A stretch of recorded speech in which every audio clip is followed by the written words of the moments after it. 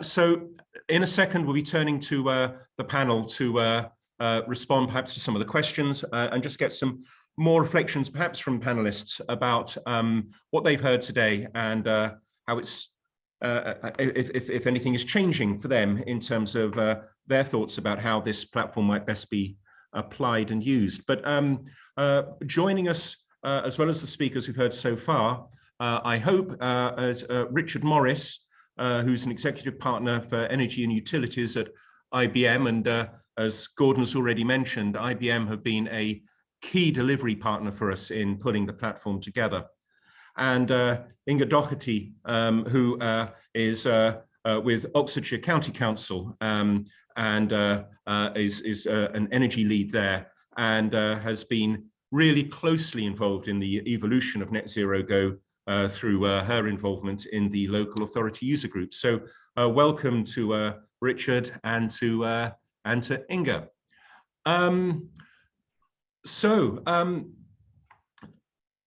Lots of questions that I've seen in the chat around functionality of the toolkit. And I think, Gordon, rather than us spending time now going through each of those, you've tried to respond to many of those questions live, and where we haven't been able to give an immediate answer, I'm sure the team will be coming back. Lots of questions as well around the future financing and access to the model. I think it's too early for us to be very prescriptive about what things will look like a year hence, apart from to say that, you know, certainly it's our commitment that this platform is as open, accessible, easy to use, easy to work with, and cheap as it can possibly be, so that it represents really, really good value. And we are being very, very open-minded in thinking about how that might play out into the future. But for now, we really want to focus on making sure that it gets off to best possible start in the next year, to which end the great news from Salesforce is really welcome. With that, I wondered whether we could turn perhaps to Richard in the first place, just to introduce yourself and say a little bit about how IBM are viewing the toolkit. Yeah, so thank you very much, Philip. So I'm Richard Morris. I'm a partner in IBM Consulting, and I head up our networks business within energy and utilities. That's the electricity and gas distributors. We were absolutely delighted to have been selected by Catapult to do the build and the delivery of the platform. It's a really, I mean, we just think it's a really exciting opportunity for UK PLC to meet its net zero targets. And increasingly, we see the importance of ecosystems and the building of partnerships. It's no one organization can drive these changes on their own. So it's absolutely critical for to have an enabler, and I see the Net Zero Go platform as the enabler to help the local authorities engage with the ecosystems, the partners, the suppliers. Vicky talked around procurement, and how to make projects successful, how to find out about them, and then how to deliver them according to what Gordon talks around as best practice project guidelines and project rules. Great, thanks, thanks, Richard. And Inga, I'm really interested. I know you've got some connection problems, but hopefully you can hear us. Hello there. Yes, I can hear you. I hope you can hear me as well. I think the video yes, we can. Thank you. Again, a couple of introductory words and some thoughts from your perspective would be useful. Hello there. Yes, so I'm Inga Doherty. I'm the Energy Insights lead at Oxfordshire County Council. I sit within their climate action team, and I'm currently working more or less full-time on Project Leo, which I think has been mentioned a couple of times in this. That's Local Energy Oxfordshire. It's one of the national demonstrator projects.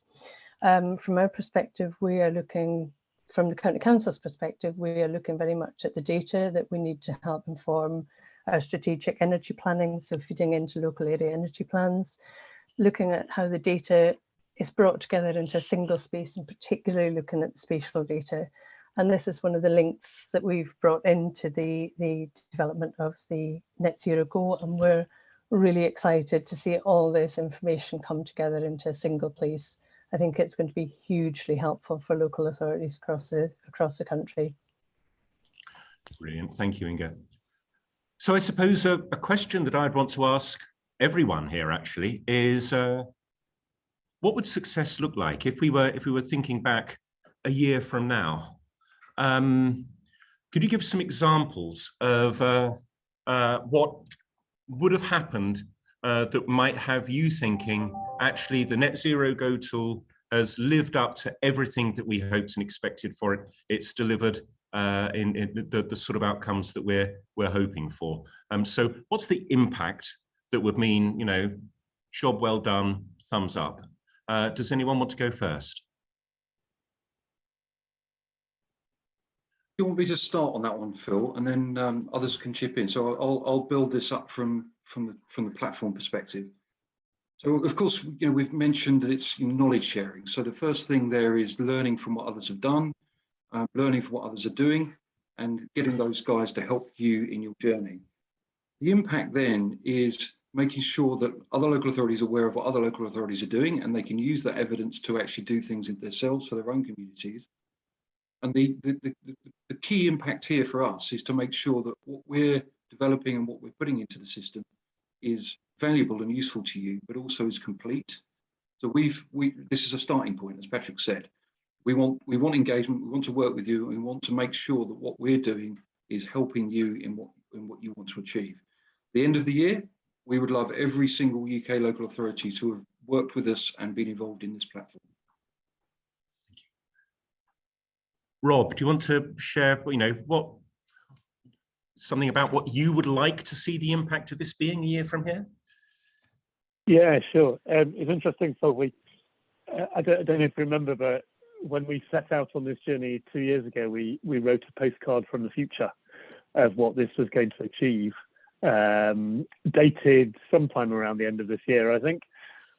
And that had a few metrics in there. One was 200 local authorities signed up and using the platform. Another was that it had a clear path forward in terms of its longevity. And I think the third set of things that we've always set out for this is that it's a highly usable platform that is highly useful and highly used. So I think those three things are what we really need. You know, we want to see from this, and I think we're well on the way, aren't we? I mean, you know, the number of people on this call this morning is testament to the interest in experimenting with it. I think the key thing is going to be, you know, getting the use and trialing of it, and being able to take the feedback and adjust, adapt, and continue to evolve things in the right way, so that it becomes the most useful thing out there over the coming year. So that's what I want to see. I want to see it used widely. I want to see the feedback really incorporated, so that it becomes, you know, the platform that can really help deliver our national net zero targets locally. Great, thanks. I don't know, Patrick, is there anything you'd like to add? You laid out a pretty compelling vision for the future in your talk, but anything else you'd like to bring in? So I think the big challenge is going to be becoming the single point of information, because there are a lot of support organisations out there, many of them on the call today, who have case studies, knowledge transfer aspirations for their own organisations, within their own organisations, within their own websites, and finding a way to keep those organisations empowered, but linked through or to this platform, so that people come here and it guides you where you need to go, rather than having to look at all of those different places to find the one piece of information. And so, you know, there is no shortage of information out there around a lot of this.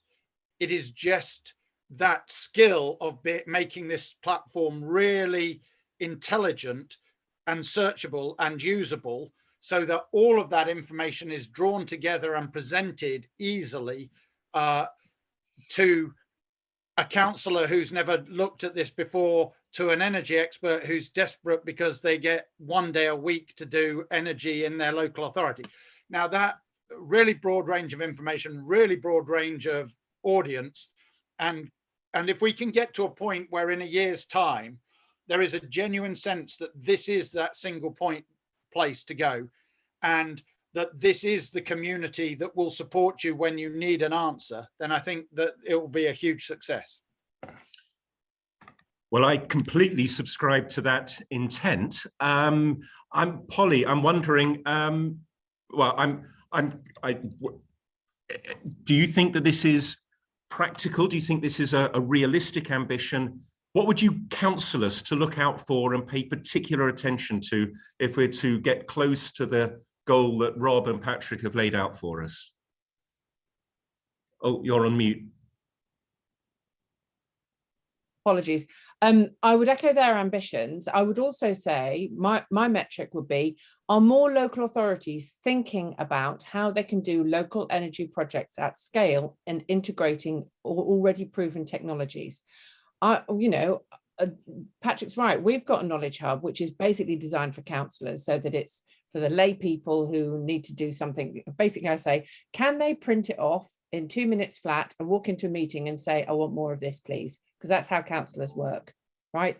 And that's why our stuff is really, really dead simple, and should in some ways be a portal to the more complicated pathway management for officers who need to therefore deliver on what they've said in the meeting that they're going to deliver. But I want them to be able to be thinking about integrating transport, heat, electricity generation, storage, and smart energy systems in one place in neighbourhoods. And if we do that, if we start to see local authorities understanding that their unique role is to be able to bring those things together, and I'd like to make this point in connection to some of the conversations in the chat about community energy, bringing the public with them, right? You can have all the technical know-how in the world, and if somebody says, well, I didn't order this, we know what happens, right? You get a massive amount of resistance. So making sure that we're using this to increase local authorities' understanding of what is currently possible about integrating those technologies in a place, to transform a place, and that they can use that to build up public consent and support. I think that would look like success. Now, it might sound like a lot in a year, but if they're even talking about neighbourhood transformation and talking about proven technologies being integrated together at scale, that will be a substantial improvement of where we are at the moment, where people doing that are still seen as cutting edge and innovative rather than mainstream and the new normal. And so, Polly, I can do nothing other than wildly enthuse about your statements there. But is the inference then that a sign of Net Zero Go's success as a platform is that it has enabled that evolution in the narrative, in the ambition at Let's the think scale about it in terms of the to? dynamics. Let's think about it in terms of the dynamics between officers and elected councillors. I've sort of joked about the fact that councillors need to print something off and talk about it in a meeting. Officers, and then lots of those on this call, kind of can sometimes be tearing their hair out when their councillors do that, because then they're sent away to spend sometimes weeks and months trying to make that thing true. Isn't it going to be so much better for the likes of Cheryl, who I know is part of our policy working group, and many others on this call, where they can go, I know they've declared a climate emergency, I know they want to be able to solve these problems. Why don't I come up with something that kind of starts to look like a vision that they can talk about? It'll be much easier for me to do that if I use the Net Zero Go tool to start identifying what is possible with this vision, so that they can start painting in the broad brushstrokes that are required, creating some political space to say, yeah, we are going to make our town centre net zero by 2035 or 2040 or whatever it is. And the officers can say, that's actually not impossible. or we can get 85% of the way there. And this goes to Rob's point, is that the really key thing is that the Net Zero Go platform creates a positive feedback loop for the likes of Patrick in government and Rob and myself outside of government to explain to ministers what needs to change so that we can have more of what we will enable with Net Zero Go. Thank you very much. And Vicky, so you know, a close partner in the development of the tool. Is there anything that you think would be, you know, something that you would really want to point us to, or any challenge that you think we would need to be focusing on overcoming to make this as effective as we would like it to be a year hence, from your own experience working very closely in its evolution and development so far? Yeah, I think this tool could become huge in terms of the amount of resources that are contained within it. So I think what we clearly have to do is work to ensure that councils can easily identify what is appropriate to them at the right point in their process. And I think that the tool has everything, it's set up to do so. And we just need to continue to manage that and to ensure that CASPARs are working with partner organisations so that as they're establishing and developing new tools and resources, that this is the platform on which people want to launch that, so that we can continue to make sure that we are creating intelligent clients. You know, the public sector know what's available and can use it to its best effect and can minimise the amount of time that it takes to deliver and to develop these projects. Great. And Inge, I'm going to now turn to you as a, you know, as a representative of the entities that we're hoping will get greatest value from the tool. So from a local authority perspective, anything that you're hearing here that jars, anything that you think resonates particularly strongly, and anything that be on your mind in terms of things that you would like to encourage the team to be working to address, to enable it to be successful? Thank you. Yeah, I think from a local authority perspective, I think just the value of seeing all this information pulled together into a single place where you have a single source, a single place to go to access everything from case studies to data sets to mapping. It's just, it's hard to underestimate the value that brings in time saving and learnings that the local authority can get. It's that shared experience. And I think if you can begin to break down barriers to your projects by learning from other places, by being able to access the information on here, I think that in itself is a huge, huge value. There's some really great work out there, and being able to understand what's happening and being able to draw on that will really help push things forward at a local scale. So yeah, definitely encourage others to look at that, be engaged in the process of helping develop and shape, because obviously every local authority is slightly different, and if there are requirements in there that we're not quite meeting through the use group testing, it's as good as the input that's put from other local authorities. It can be a really hugely powerful tool. Thank you. And Richard, of course, you know, this is the start of the journey. It's not the end. We've launched the platform. We hope that it's going to increase in its functionality as we learn and we respond to the feedback from people as they use it.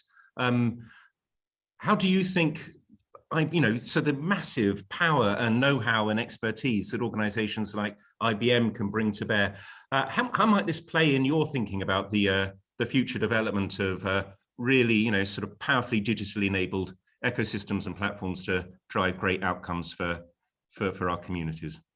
Yeah, I mean, first of all, I think the vision that each member has articulated is spot on.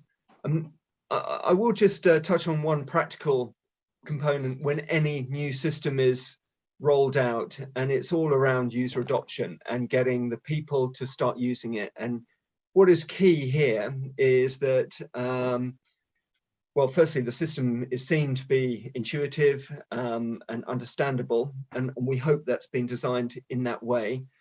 But everybody's got to try and use it, register on the system, use it, play with it, and learn it. it's always a bit of a step change when anybody takes on a new system. And IBM, we implement a lot of different systems, HR systems, CRM systems.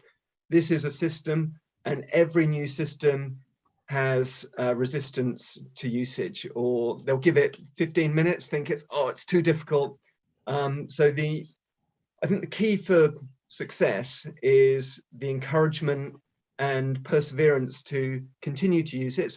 It's a great tool. It is intuitive, it's got great functionality, but I would just address the people component, Philip, which is never to be overlooked. Brilliant, thank you. Look, sadly, our time is up, but thank you, everyone. Most importantly, thank you to the hundreds of people that have joined us today and had the opportunity to engage with and give your comments and feedback to us as we sort of talk through this toolkit. And I would just want to echo, I think, Richard's words at the very end of his talk there around the critical importance of giving it a go. You know, it's free to use, give it a go, engage with it. Let us know what you think and what we learn, and we can then make sure that we're adapting it and making it ever more useful and helpful. This is not about having a competing platform. This is about building something that is as useful, usable, used, and inclusive as it can possibly be. So with that, thank you all very much indeed, and have a great rest of the day.